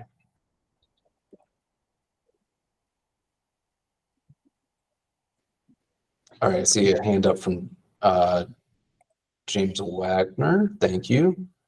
And all right, so let me hold and Lindsay. Okay, so all right, so I think what we need to do is hold the questions that you have about clean heat standards for a future meeting, and at the time that we have, turn to public comment. So let's see, Jeff, I think you were first up. So Jeff, go ahead, please. Thank you very much. I thought it was very interesting discussion we had, and I'm glad I was able to witness it. About the dealer engagement that was covered, I think the state should realize that you folks own the roads, you pay for the maintenance along with the counties as well. So automobile retailers, they're making money off of all your good efforts, and you should be more dynamic about guiding the use of those roads towards obtaining or achieving the state carbon dioxide reduction goals. Say, for example, the $200 incentive for participating in training at the dealer, I'd scrap that. But the $200 per sale, that's qualified. It's basically, it could be only for maybe 2 years.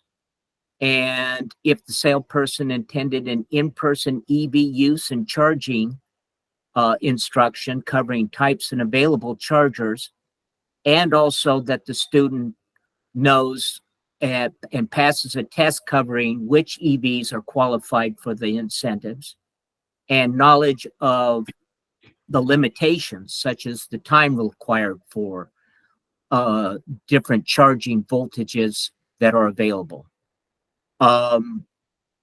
Also, the promote of online one-stop shop for EV information.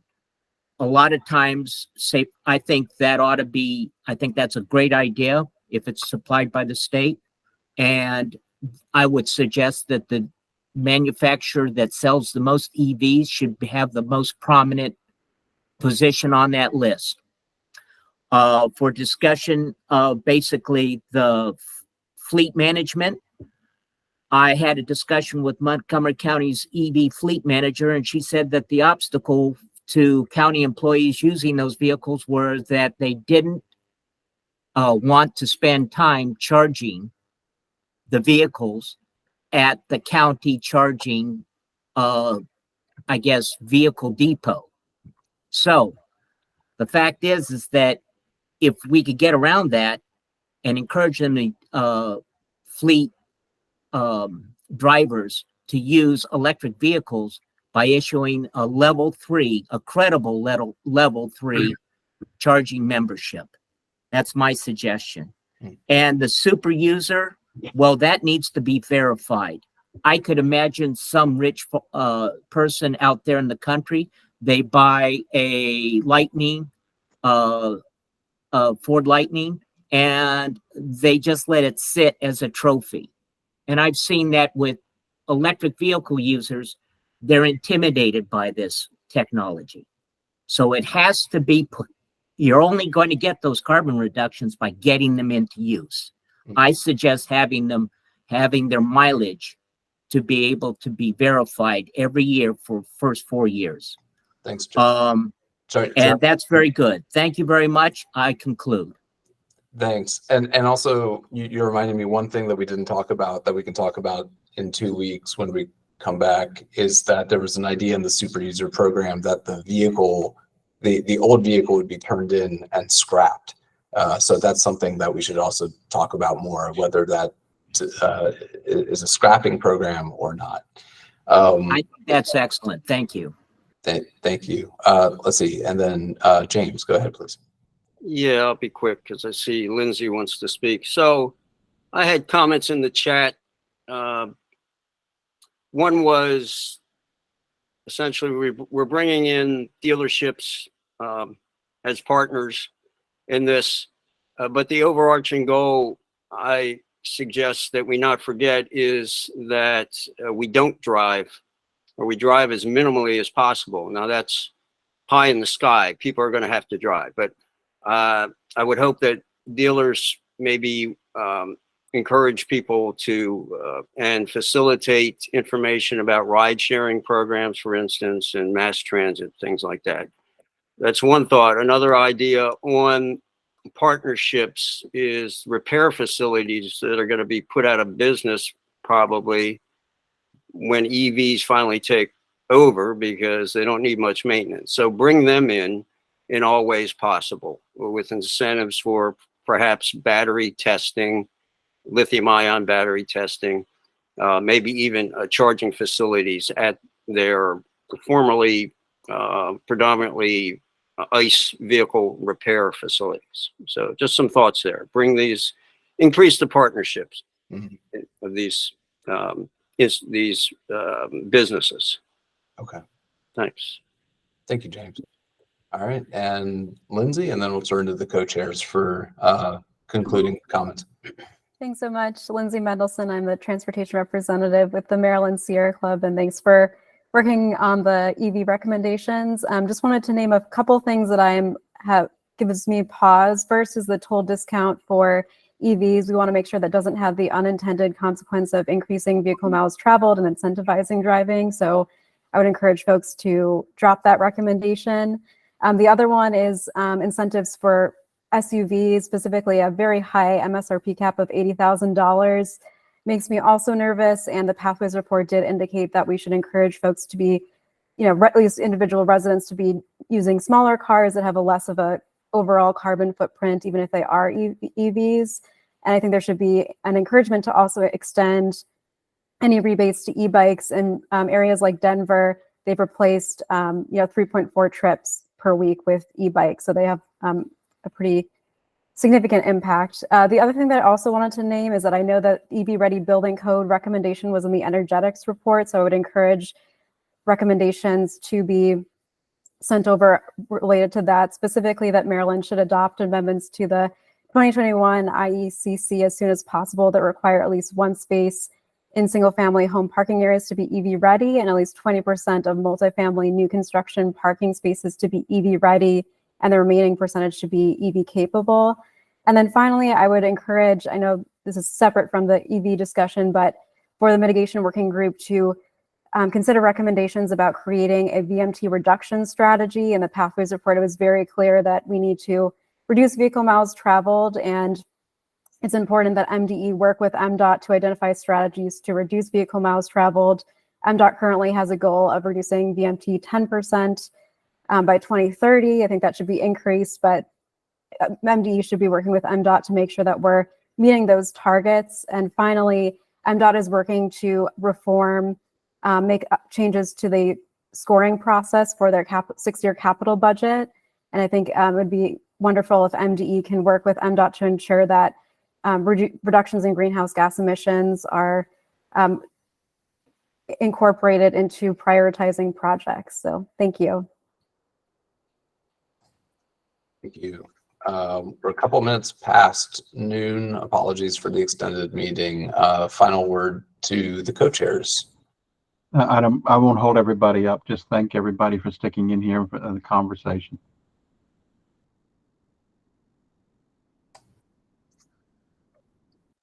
Thanks. Kim, anything to add?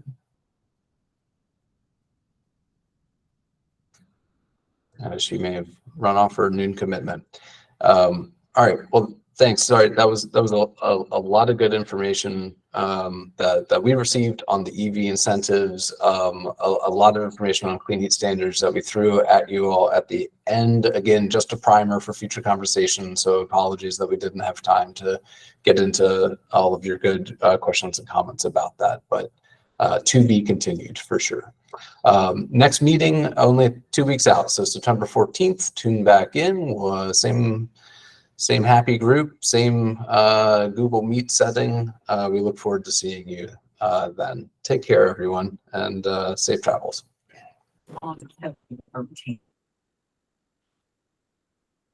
So long.